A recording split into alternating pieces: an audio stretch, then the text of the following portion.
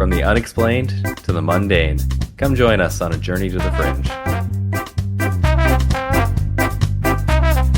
Hello and welcome to Journey to the Fringe, where sometimes we cover groups with swastikas in their logos, and a good chunk of them are probably not great. We are your podcast hosts, Taylor and Chelsea. And Chelsea, this may actually come as a surprise, seeing as how we've been talking about these people for several hours, but this is one of those times, and maybe you should Google the Falun Gong and check out their logo. What? How did this surpass me? Huh. Yeah, it's not even a little bit of swastika. In all of the Googling I've done about the Falun Gong, this has not come up yet.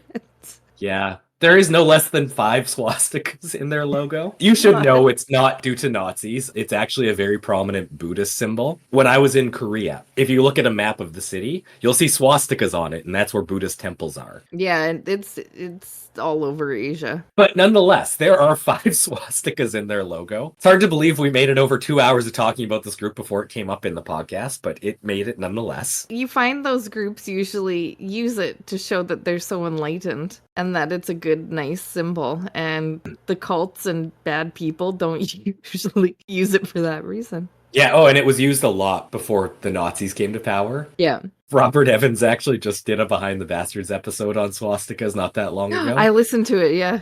And there used to be a town in Ontario, Canada called Swastika. Chelsea, you can actually look it up. The Edmonton Swastikas was a hockey team. What? The more you know. Oh my god, look at this hockey team photo. That's not good. You really can't use that symbol anymore. Yeah, it's definitely a different time to be alive than then. A lot less dysentery, a little more negative views of swastikas.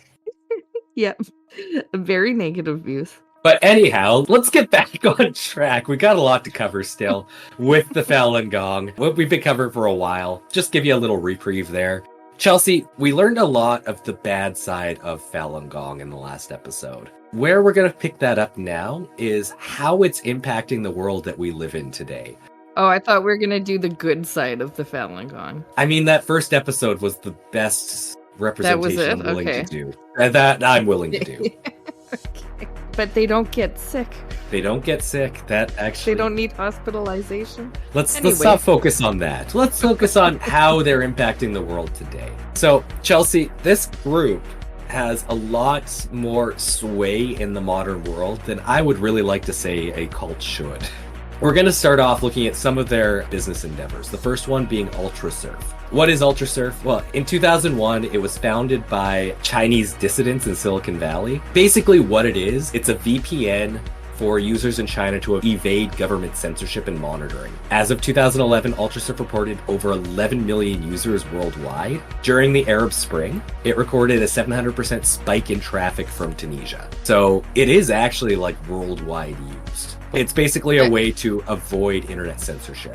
I mean, that's not a horrible thing, but it's also owned by the Falun Gong. And I should say too, similar traffic spikes occur frequently during times of unrest in other regions like Tibet and Burma. Some people have called it the most important free speech tool on the internet. But I don't see it being a horrible thing. No, it seems like a good idea. Is this the best thing they've ever done? It's anti-communist for sure, because it's meant to specifically get around the Great Firewall of China. There is some good parts to it, but let's talk about the rest. Some technologists have expressed reservations about UltraSurf's model. However, in particular, its developers have been criticized by proponents of open source software for not allowing peer review of the tool's design, except at the discretion of its creators. Moreover, because UltraSurf operates all its own servers, their developers have access to the user's logs. This architecture means that users are required to trust UltraSurf not to reveal user data. UltraSurf maintains that it keeps logs for a short period of time and uses them only for the purpose of analyzing traffic for signs of interference or to monitor overall performance and efficacy. The company says it does not disclose user logs to third parties. However, we got to take their word on it. Yeah. Because they don't let anybody else look at it. In an April 2012 report, Jacob Applebaum with the Tor project criticized UltraSurf for its use of internal content filtering, including blocking pornographic websites, and for its willingness to comply with subpoenas from US law enforcement officials. So it's anti-government, except in the case of the US. Is that weird? Applebaum's report also noted that ultrasurf pages employed Google Analytics, which had the potential to leak user data, and that its systems were not all up to date with the latest security patches and did not make use of forward security mechanisms. It is a little weird, but this group and connection to the US government is going to come up a lot in this episode. Oh, okay. I was like, why would they just choose the US government? But okay. That makes sense. Furthermore, Applebaum claims that Ultrasurf client uses open and free software, but it's not disclosed, and this use and lack of disclosure is a violation of the licenses to use these products. In response, posted the same day, Ultrasurf wrote that it had already resolved these issues. Again, they don't actually let anybody else look at it, but they're saying that they do. If you were like, let me look at it to see, and they're like, sure, I mean, that would immediately put doubt into your mind of who they're giving it to. Apparently, a top secret NSA presentation revealed as part of a 2013 global surveillance disclosure, they dismiss Ultrasurf's response there as all talk and no show. Okay. Like, they're just saying it.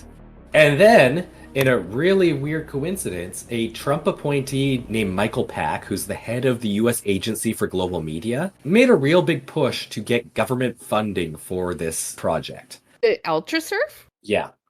Does that not raise red flags?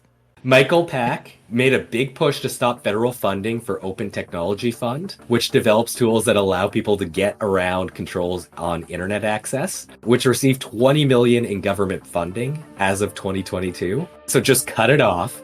And then the last I could find on this is that this was from 2021, I believe. In November, Mr. Pack provided UltraReach Internet Corp, which is the overarching company that does Ultrasurf, nearly $1.8 million in federal contracts. Now, as the time of the article I read, they'd only received $250,000, but still, it was a push to move government funds from one project to a Falun Gong project in the tune of millions of dollars. That's weird. Is it because China hates them? No, not necessarily, and we're going to get to it in the next part, which is if you've had an interaction with Falun Gong, it's going to be through this group or the next one we talk after it. But the next one I want to talk after is the bigger surprise for Chelsea here, so we're going to start with this one. By after, do you mean part 4? No, it will be in this episode. Falun Gong owns the Epoch Times. This is a newspaper. What? Yes. Did I sound shocked? Yes, and for those of you wondering why I titled the episode so, this is the payoff, finally. Let's go into it a little bit. The Epoch Times was founded in 2000 by John Tong, spelt T-A-N-G, and other Chinese Americans affiliated with the Falun Gong new religious movement. Tong was a graduate student at Georgia at the time, and he began the newspaper in his basement. The founder said that they were responding to censorship inside China and a lack of international understanding about the Chinese government's repression of Falun Gong. In 2009, Li Hongzhi, the founder of Falun Gong, appeared in the newspaper's headquarters in Manhattan and called for the expansion of the Epoch Times to, quote, become regular media, end quote. Li has called the Epoch Times our media, as in the Falun Gong's media, along with their other arm, the New Tong Dynasty Media Corporation. They are not going to come up as much, though. Two former employees said that the top editors traveled to meet with Li at Falun Gong's compound, Dragon Springs, where he weighed in on editorial and strategic decisions. However, the Epoch Times denies that these meetings take place. Of course they do. I believe I've used the Epoch Times for your news source. And I said, that's owned by a cult, right? Yes, I remember that. That's in fact where I learned that they own this.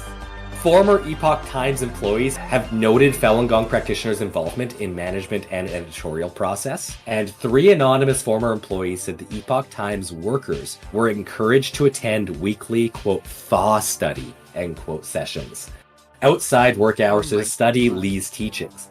Former employees have said that criticizing the Epoch Times amounts to disobeying Li. According to an NBC News article, the Epoch Times, quotes, generally stayed out of U.S. politics, end quote, before 2016, unless they dovetailed with Chinese interests. Ben Hurley, a former Falun Gong practitioner and Epoch Times writer until 2013, said the paper was critical of abortion, LGBT people, and that Falun Gong practitioners saw communism everywhere, including in international figures like Hillary Clinton and Kofi Annan, who was the head of the UN at the time. but there was more room for disagreement in the early days. Since 2016, according to NBC News, the Epoch Times has promoted favorable coverage of Trump's campaign and presidency and emphasized topics like Islamic terrorism, illegal immigration to the US, anti-global warming conspiracies, great replacement theory. This is weird. I mean, it makes sense. It has also emphasized what the publication claims is a labyrinthian global conspiracy led by Hillary Clinton and former President Barack Obama to tear down Trump. A former Epoch Times reporter who covered the 2016 campaign, Steve Klett, said his editors had encouraged favorable coverage of Trump after he won the Republican nomination, and that, quote, they seem to have this almost messianic way of viewing Trump as the anti-communist leader who would bring about the end of the Chinese Communist Party, end quote. After Trump was elected, the Epoch Times hired Brendan Steinhauser, a Tea Party strategist, to reach out to more conservatives and encourage the Trump administration to oppose the persecution of Falun Gong. So yeah, it's definitely linked to very pro-Donald Trump conspiracies and QAnon. And if you go to their front page right now, there's literally on their front page a 2020 election fraud article. On my way. Oh, they cover Canada. Oh yeah, it's in 80 countries. How am I supposed to look at this? One sec, let me go to the front page. I went to Canada, so now it's showing. Oh, I went to the US one, but... Post Geo... Okay, it keeps redirecting me to Canada. Okay. Canada. Factual and unbiased news provided in-depth coverage. There's a video playing right around Epoch Oh, Health. yeah. And if you read number 3, trending videos, number 3 is thousands of 2020 votes misreported. Oh, great. Yeah. That's a Trump thing. That's a Trump thing, yeah. Not even like past it. Like this happened 4 years ago and they're still pushing it hard. And it had a huge presence on Facebook right around the time of the 2016 election. I don't really get into it, but it's a scandal where they were running Facebook groups that didn't really talk about how they were the Epoch Times and were just like, they'd share pictures of puppies and things like that, and then slowly leak it over into talking about conspiracy theories and QAnon and things like that. And like they would have groups of 5 million people on Facebook that were there originally because they were talking about puppies and sharing things like that. misleading information. Anyhow, they've been banned from Facebook since then for being misleading ads and not saying where the actual money's coming from. And also there was a big controversy too because they were faking subscribers by making fake accounts. And like they got caught because they had celebrity pictures. It's just like random people who were in the group. I just came here. Trump flags terrorists, slams border deal, catastrophe waiting to happen. I actually came across that today. He said a terrorist attack was 100% going to happen under this administration. And Chelsea, like you can see at the very top, it's all the languages it's reported in. So you can go Chinese, Spanish, French, Portuguese, Hebrew, Japanese, Korean, Vietnamese. Like this. This is crazy. I'm this just is scrolling massive. through some of the articles that they have on here. Don't read too much because there's a surprise on this page that leads us into the final part of the Epoch Times section Okay. here. Don't be a jerk at the gym. Not only did they push Donald Trump hard in 2017, the German edition, Epoch Times Deutschland, which became web only in 2012, was described by online magazine The China File as aligned with the German far right and attractive to supporters of the Alternative for Germany, AfD party, and the anti-immigrant group Pegida. Stephanie Albrecht, a reporter for the German broadcaster RTL, who spent several days inside the Epoch Times Berlin office while investigating the far right, said that the staffers she met were all Falun Gong practitioners who had no journalistic training and did not check facts, trusting instead in the alternative sources they consulted. During her times at the Epoch Times office, Albrecht was exposed to debunked conspiracy theories such as Pizzagate, chemtrails, weather-changing machines, and the Great Replacement Theory. Wow. In France, the Epoch Times gives, quote, an unfettered platform to Jean-Marie Le Pen, the patriarch of the French far right, and his daughter Marine Le Pen, who leads the Nationalist Party her father founded, who, by a very narrow margin, lost to Emmanuel Macron. By a very narrow margin, the group that the Epoch Times wants to lead the country just lost. The Epoch Times also publishes climate change denial content. It promotes doubt about modern science and medicine in line with Falun Gong's teachings. The Epoch Times has increased its revenue just over the last couple of years by 685%. What? It makes $122 million as of 2021 annually. Ow. And since 2019, it has gone mostly digital, spending millions on Facebook and YouTube advertisements. Although, again, it was kicked off Facebook for that controversy I just told you about. Let me just find the name of it real quick. The Beauty of Life is the name of the Facebook group that caught all the controversy and got them kicked off. Are they on another? They probably have another one. They probably do, but honestly, I don't go near Facebook anymore. I don't really want to look. As of 2023, it is the fourth most subscribed newspaper in the United States. What? Which is just mind-boggling. Yeah. But none of this stuff makes sense to me. I read a few people who used to work for it who were Falun Gong practitioners, and they said at first they were not paid at all. It was all volunteers. And then eventually they got paid $20,000 a year to write for them. Their headquarters is in Manhattan, so like nobody could actually afford to live there if they're paid $20,000 a year. Yeah. And they're expected to pump out 5 articles a day for that salary. That doesn't seem like something anybody would want to do. Doesn't give any time to actually reflect on what you're writing.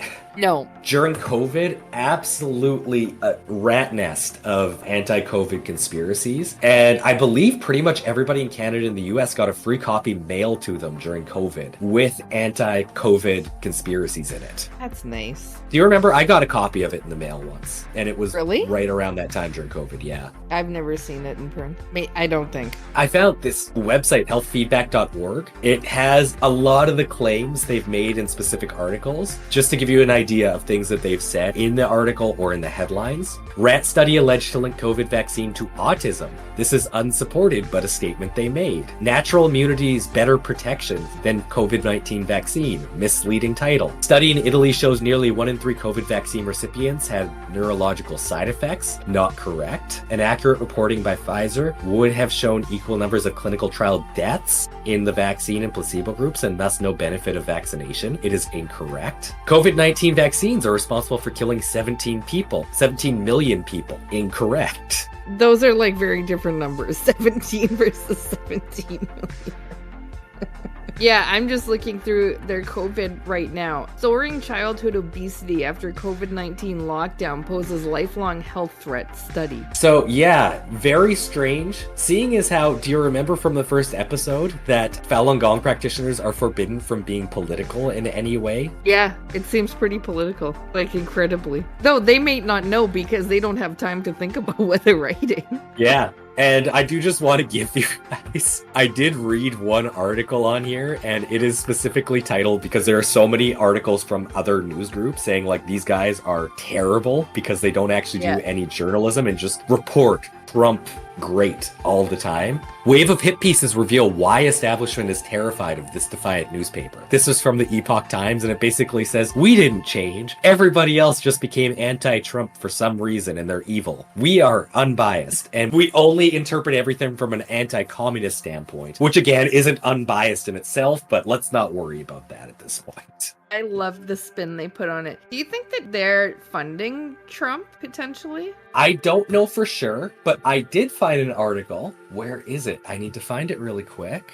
GOP presidential candidate Larry Elders, who people may remember that name. He was running against Gavin Newsom to become the governor of California, and he received from the Epoch Times between $1 million and $5 million. Yeah, it wouldn't surprise me that they're heavily funding some of these things.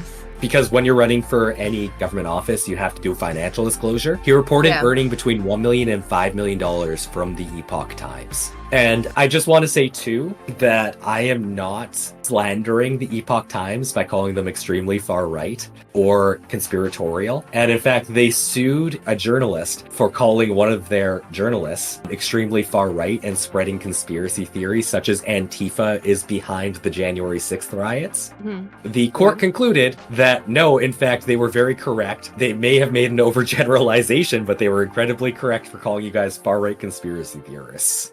Jeez. And it wasn't like they sued the New York Times either. It was like the Maine Bugle or something like that. Like it was not somebody who has all the money behind them. Yeah. But yeah, they had people at January 6th who were reporting and they said, oh yeah, Antifa's here doing all the violence. Why?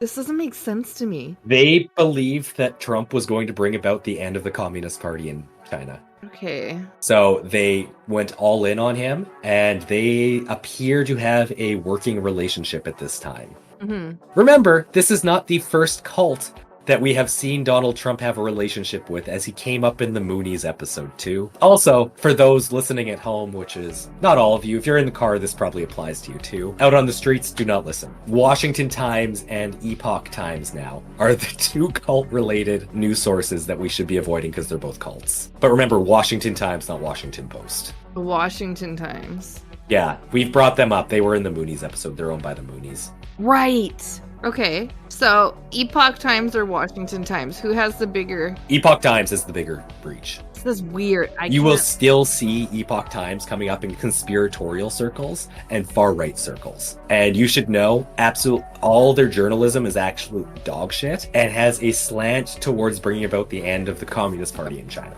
And Chelsea, I've been looking through all the stuff they have here. They also have New Tong Dynasty news media, which has a lot of association with YouTubers. And I just have this one part from the Rational Wiki. I always like using the Rational Wiki because they use very colorful language when covering these types of things. This is what they say about the Epoch Times. Besides its usual anti-PRC diatribe that ask readers to resign from the Chinese Communist Party regardless of actual membership, the paper often publishes woo and conspiracies such as chemtrails, UFOs, an entire section titled Beyond Science.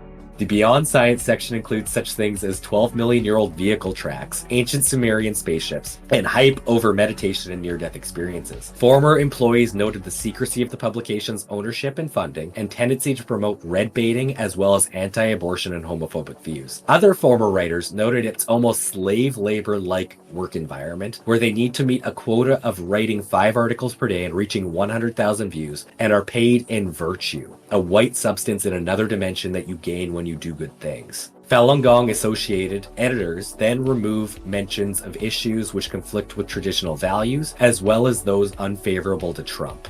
This is not surprising since it was promoted by Chris Kitts of fake news website Before It's News. They have an entire section called Beyond Science, and that clicked something in my head. Chelsea, do you ever remember, it's like years ago, there was a guy named Mikey Chen, and he was doing a YouTube show called Beyond Science? No. And it was all like more paranormal or fringy news science stuff is what he was doing. Let me take a look. Yeah, take a look. I'm sure you've seen this guy. And he also has a thing where he like goes and eats food. And learning about this, I learned that this guy is a Falun Gong practitioner. Really? Yes. And I learned that his subreddit is absolutely like the coast to coast subreddit. And it is hilarious how much they hate the guy. I love that. Like, I looked at the Reddit is a history. beautiful place. Yeah, this guy's in his mid-40s. He married somebody who was 23 a couple of years ago. It was super sketchy. They went over all the controversy in there. They talk about how he's clearly balding now and just like he tries to cover it up in terrible ways. They just got divorced, him and his 23-year-old wife. Super sketchy. Anyhow, it turns out they have quite a few YouTube personalities who have millions of followers, like Mikey Chen, who push Falun Gong things. And that's through their New Tong Media group. I didn't know that the Epoch Times was owned by the Falun Gong, and even if I did know, I didn't know the history of the Falun Gong.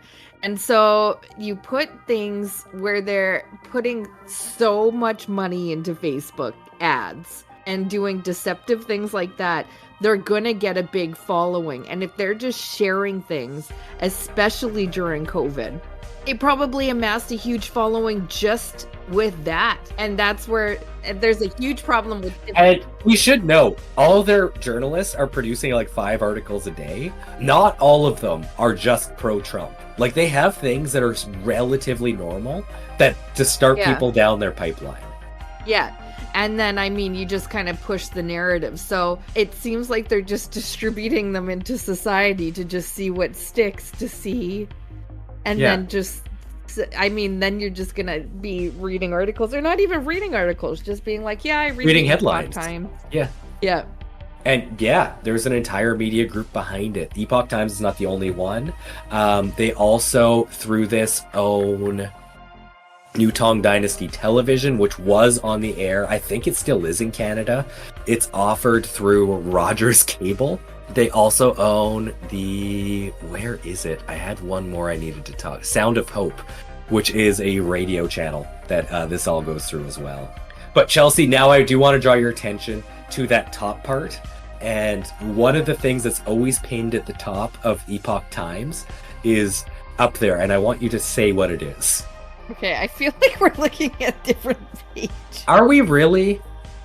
Yeah. Is it not on the Canadian Mine didn't version? look like yours. No, it's not. Interesting. I'm trying to delete Canada, but it keeps redirecting me back to... Oh, no, it keeps redirecting me back.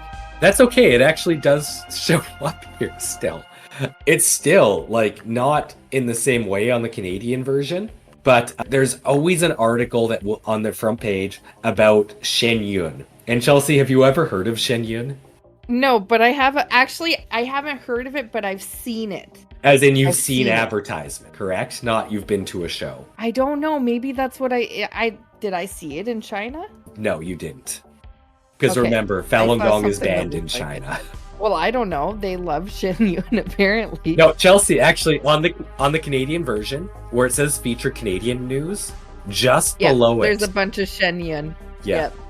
It will always be there. No matter where you're watching it, it will always be there. Right above, there's an ad for Shen Yun that says special coverage. Underneath, there's an article, and then you can, if you go, Chelsea, can you read the article title?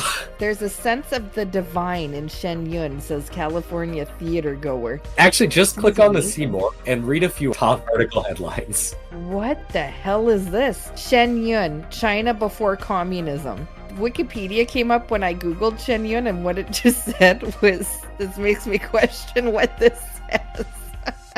China before communism. Shen Yun's London performances leave CEO in awe of Chinese history. Shen Yun's presentation of classical Chinese dance astounds Kamakura audience. Shen Yun is truly good and inspiring, says Marine Corps Lieutenant Colonel. Shen Yun is very uplifting, very spiritual, says Emmy Award-winning filmmaker. Is that James Cameron? I don't think it is. This is weird. Look at this. Is like a very nice page. Find a show near you. Yeah, and I knew about Shen Yun up until like probably a year ago. I didn't realize there was a relationship with Falun Gong, and I always thought it was like a Chinese equivalent of Cirque du Soleil. Like, I saw the advertisements, that's what I got from it. But I did see these, like, weird, because they always get, like, viewer reviews of it, and they're just so oddly worded. Like, there's a spiritual part. I have to give you another one. Okay. MasterCard VIP says he felt connected to God during Shen Yun. Okay, these are all the nice reviews. And then directly to the right, Shen Yun faces unrelenting interference from Beijing in South Korea. Sorry, one more. Shen Yun, Performing Arts wraps up 2023 World Tour amidst audience praise and acclaim. These are hilarious. I really like this one. It's right near the top. Shen Yun is built on the values of goodness and commitment to traditions, says physician. And you'll notice when we're telling you who give this review, it's not the New York Times, it's not the New Yorker, it's not like any reputable reviewing company. It is people who they say saw it and have really weirdly spiritual connections to it. So you can narrow it down on the side. It says global review, USA, Canada, Europe, Asia, Oceania, Latin America. I thought you could just choose like a review from Canada, like Canada. But if you open it, you can do Calgary, Edmonton, Hamilton, Kitchener. And it's all over, yeah. Bremen, Burgess. Like you can click on specific cities and it's the same thing. All of these reviews of how amazing it is and life-changing it is. Yeah, from Vancouver business owner. Shen Yun makes you want to be a better person, says Vancouver business owner. This is so, you can narrow it down by your specific location in case anybody is curious what they're talking about in your location about Shen Yun. This is so weird.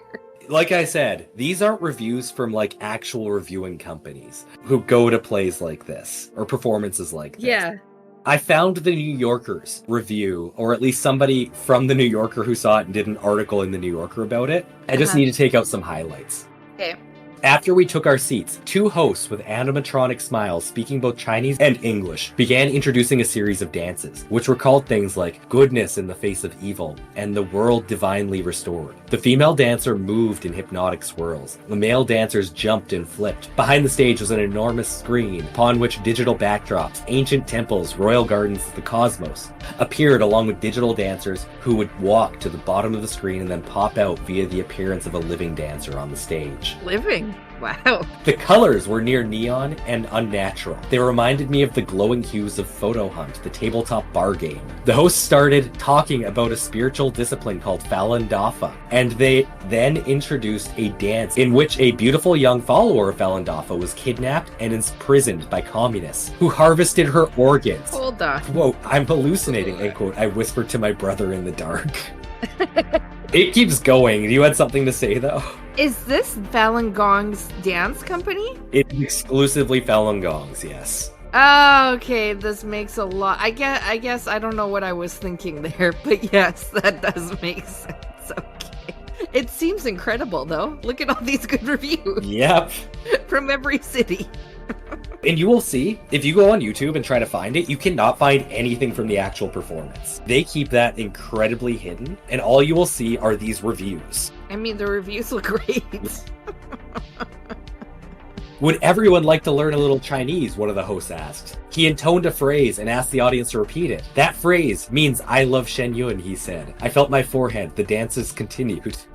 Sleeves swirling, skirts rippling, a man came on stage to sing a song in Chinese, which was translated on the screen behind him. We followed Dafa, the great way, he began. Yikes. Singing about a creator who saved mankind and made the world anew. This is a quote from the actual play. Atheism and evolution are deadly ideas. Modern trends destroy what makes us human, he sang. At the end of the song, the row of older white people sitting behind me clapped fervently. In the final dance number, a group of Falun Dafa followers who wore blue and yellow and clutched books of religious teachings battle for a space in public square with corrupt youth. The corruption was evident because they were wearing black, looking at their cell phones, and in the case of two men holding hands. Chairman Mao appeared and the sky turned black. The city in the digital backdrop was obliterated by an earthquake, then finished off by a communist tsunami. A red hammer and sickle glowed in the center of the wave. Dazed, I rubbed my eyes and saw a huge bearded face disappearing in the water.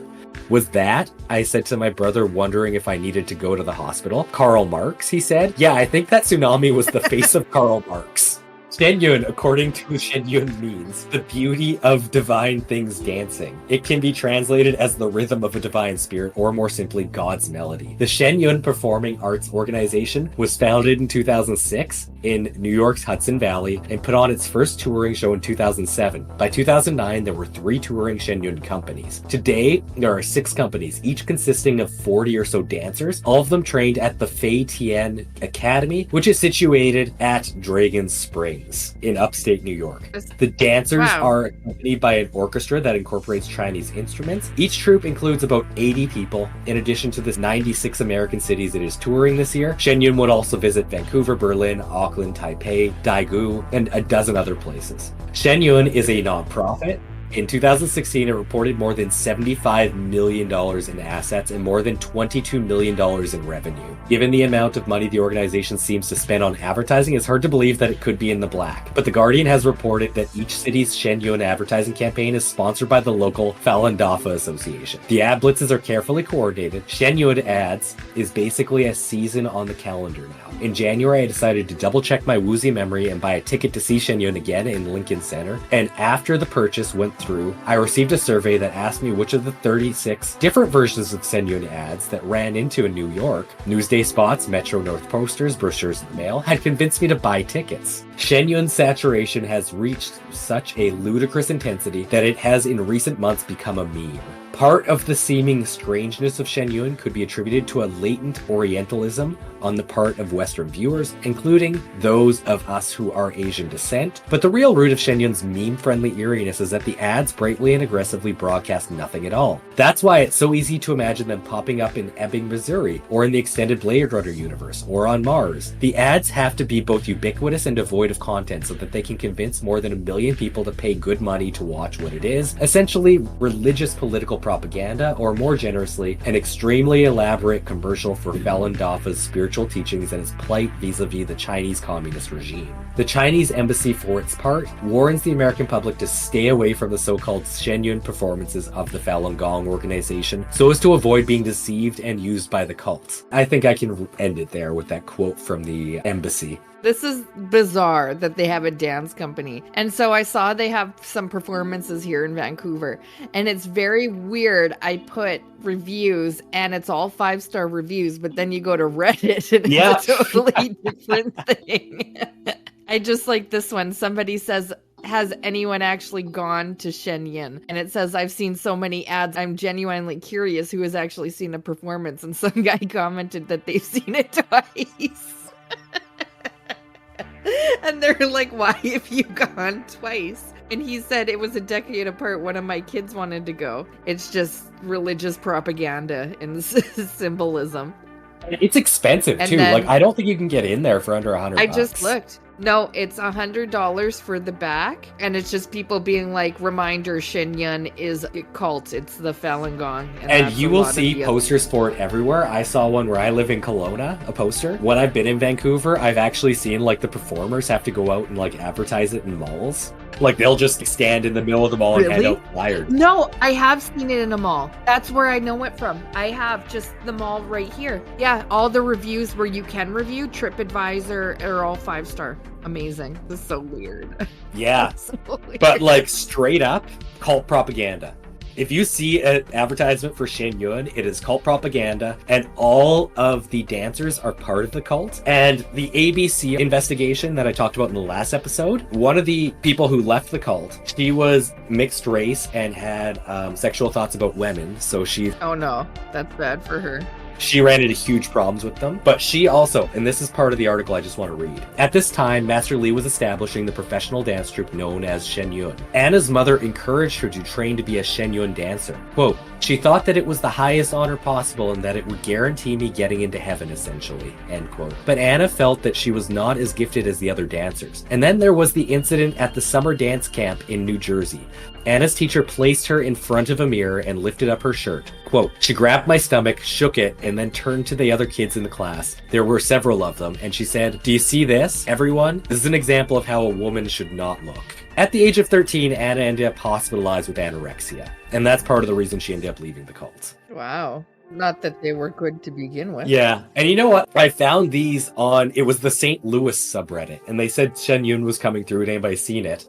This comes from Macaroni Incident. It was posted in 2022. People think they're an amazing act. Their marketing is everywhere. Who wouldn't? In reality, they got a lot of their ads and free stuff by bugging the shit out of their companies for in-kind donations in the form of ad space, because they will relentlessly ask until you give in. I used to work for a nonprofit arts company. We ended up letting them use one of our dance floors for free for their performance in our city. They also got tens of thousands of dollars in ad space in our playbills. Management just wanted them out of their hair. And then this one coming from Pajamas 41 2 years ago as well, in 2022. I've done advertising business with them before. They will lowball the hell out of you and push until they get a firm answer. A few years ago, I gave up and just said no. Haven't worked with them since. So not exactly a great group to work with. Chelsea, were you able to find any 1-star reviews? This one just says very bad performance, is very unprofessional.